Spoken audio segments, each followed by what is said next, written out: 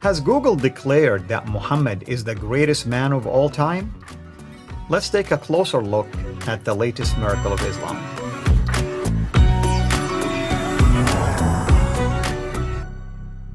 If you would to Google, who is the greatest character or person or man in the history of mankind, Muhammad is the number one basically result of that search. Is Muhammad really the greatest basically man in the history of mankind? Is this a real miracle that even Google cannot resist? Well, I can tell you this as a former Muslim, the only miracle here is the miracle of reinterpreting things. With me here to explain why, our dear brother David Wood. Well, you know, this is a classic Islamic miracle where they actually invent their own miracle, not realizing it. And then they don't understand that they basically invented their own miracle. And this is actually hilarious. Like, I can't think of anything more hilarious than this miracle that they've invented. So the claim is that if you've, as you pointed out, if you go to Google, you type in something like, who's the greatest man ever, who's the greatest man in history, or something like that, Muhammad suddenly comes up number one. And I hear this from Muslims every day. David, you should just search Google. Even Google agrees that Muhammad is the greatest man ever. So they really seem to think that Google is deciding, Google has examined the evidence and concluded that Muhammad is the greatest man ever. And Google is proclaiming this because Google knows so much and it's deciding this, right? So let's just go ahead and take a look real quick at what you see when you search for who was the greatest man in history. So you see right there, I Googled who was the greatest man in history. And what do you see there? You have a ranking there, right? Rank 1, 2, 3, 4. And there you have Muhammad, number 1, Isaac Newton, number 2, Jesus, number 3, and Buddha, number 4. So those are the rankings according to Google. Right? And then you can see other things down there, like a link to Amazon's The Greatest Man in History, Muhammad, and so on. And over there on the side, you have the 100, a ranking of the most influential persons in history. And then a Wikipedia article, the 100. But guess what? All of these things are referring to the same thing. Right? Yeah. And let me make a quick comment. I am so happy to see Jesus number 3. This proves the Trinity right there. Yeah, it's got it. Yeah, you see, it's a miracle. It's a miracle, right? But notice, this doesn't say that Google has decided that Muhammad is number 1. It specifically says Heart's Top 10 from the 1992 edition. That it puts that at the top. Right? This is not Google deciding something. It's giving a search result. Right. Our Muslim friends don't seem to understand very much how Google works. Google isn't making decisions on the greatest man in history.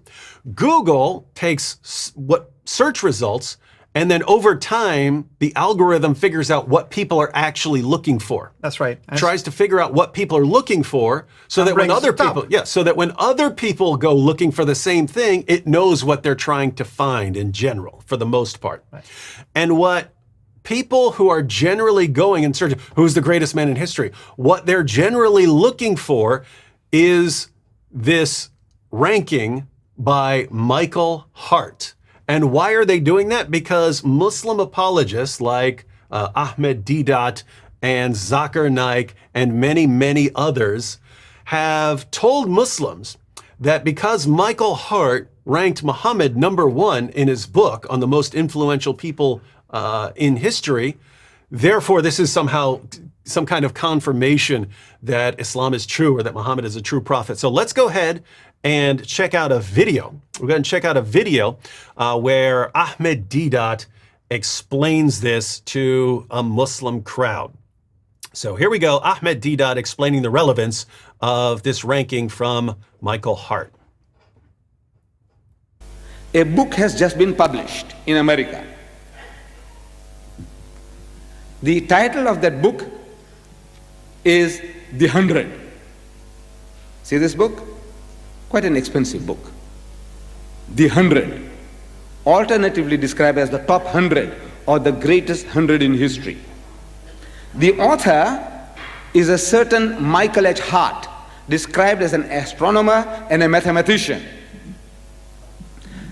This American he goes out of his way to search in history for the 100 most influential men from Adam alayhi salam, from Adam up to current times.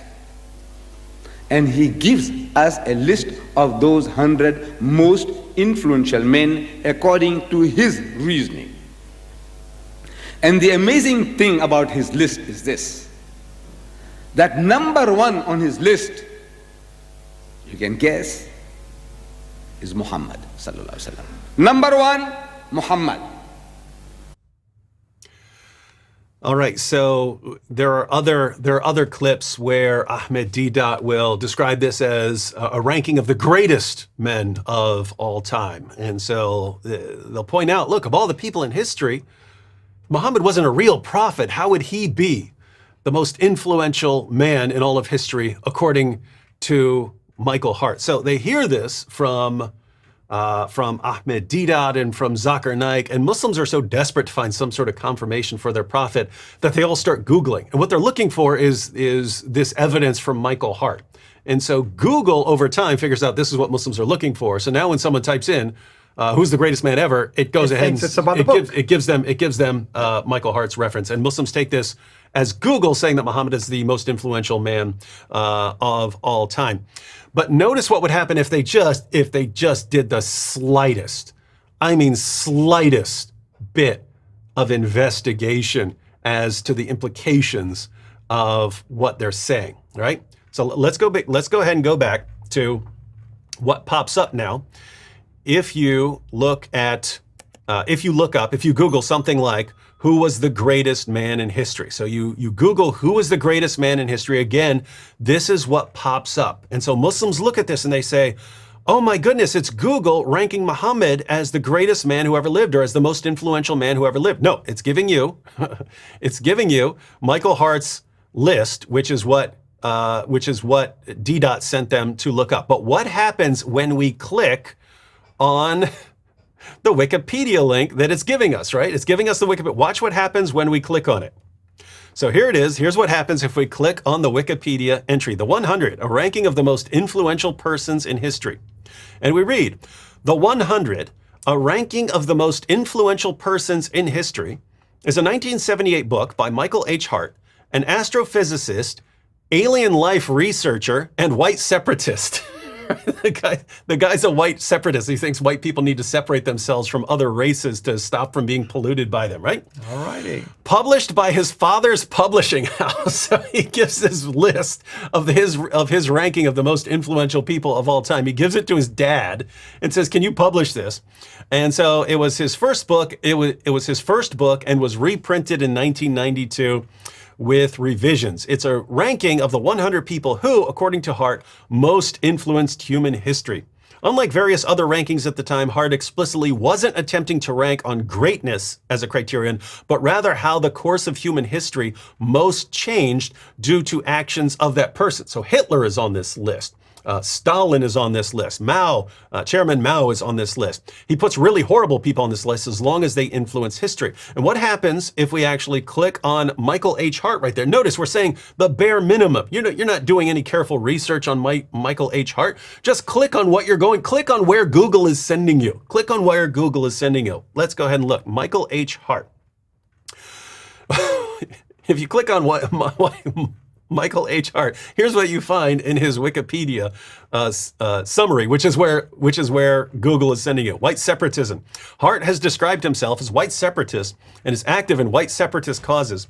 In 1996, Hart addressed a conference organized by Jared Taylor's white separatist organization, the New Century Foundation, publisher of American Renaissance. He proposed partitioning the United States into 4 states, a white state, a black state, a Hispanic state, and an integrated mixed race state. So we could go ahead and continue, but it turns out he's actually Jewish, so he has a problem with anti-Semitic white supremacists. He believes that Jews are in the white category. And if you go into more detail on him, you find out he views Arabs as inferior people who, again, just to be clear, this is not David Wood and Al-Fadi saying this. This is Michael Hart, the guy who supposedly is confirming Islam. He believes that Arabs are intellectually inferior to white people, and that this is always going to hold their civilization back from developing.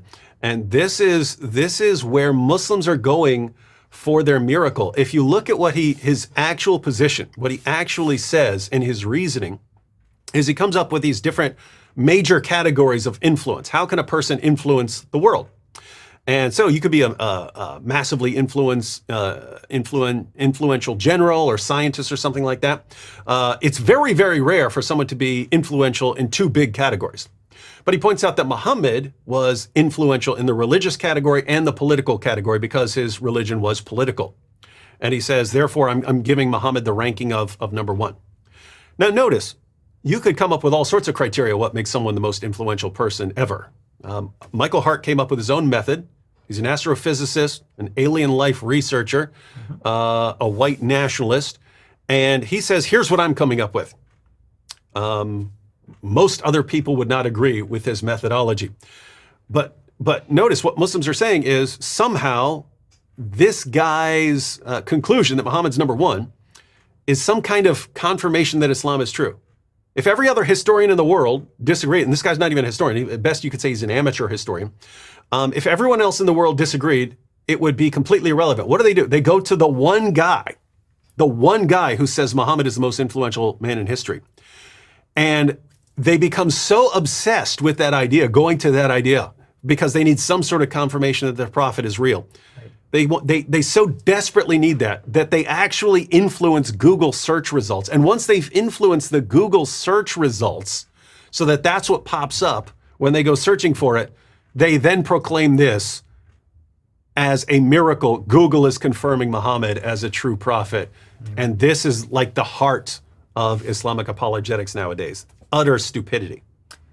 Thank you, brother, as always. And hopefully our Muslim friends who are watching this have learned a couple of valuable lessons. Do your own homework. Don't listen to others. And also check the source. At the end of the day, the source may not be as reliable as you may think. Thank you, brother. Thank you, everyone. This is Al-Fadi over and out. God bless you. Take care. Thank you for watching this video. Be sure to like and subscribe to our channel, Sira International, and click on the bell so that you receive notifications whenever we publish a new video or go live. I would also like to appeal to you to consider becoming a Patreon patron by clicking the link right below. By doing so, you can give towards the production of these videos. There are also other options for you where you can give to our channel. I thank you from the bottom of my heart.